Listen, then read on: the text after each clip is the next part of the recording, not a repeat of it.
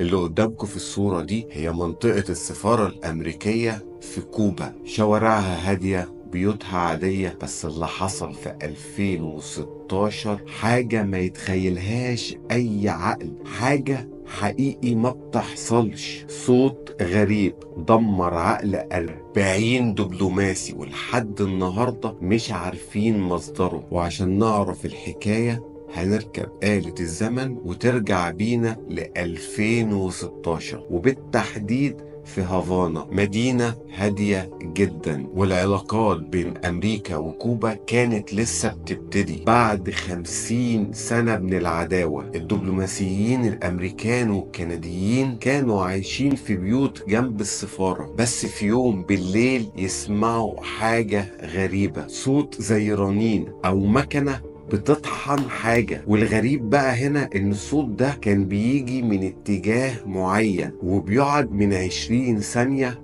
لنص ساعة. بس كان في حاجة بقى غريبة أوي بتحصل، انك لو خرجت من الأوضة الصوت ده بيختفي تماما. بس اللي حصل بعد كده ده كان الرعب الحقيقي. الناس اللي سمعت الصوت ده بدأت تحس بصداع قاتل ودوخة وفقدان في السمع ومشاكل في الذاكرة. تخيل تسمع صوت يخليك تحس بكل الأعراض دي، صوت يخلي دماغك بتتقطع. بس الحكاية ما وقفتش عند كده. السفارة الأمريكية انقلبت حالة طوارئ. 40 دبلوماسي، 26 أمريكي و14 كندي اشتكوا من نفس الأعراض بعد ما سمعوا الصوت ده. وده اللي خلى الشرطة الكندية وCIA يفتحوا تحقيقات عن الموضوع ده، لدرجة ان هم فحصوا الهواء والمية والتربة، ده حتى الحشرات فحصوها. بس حقيقي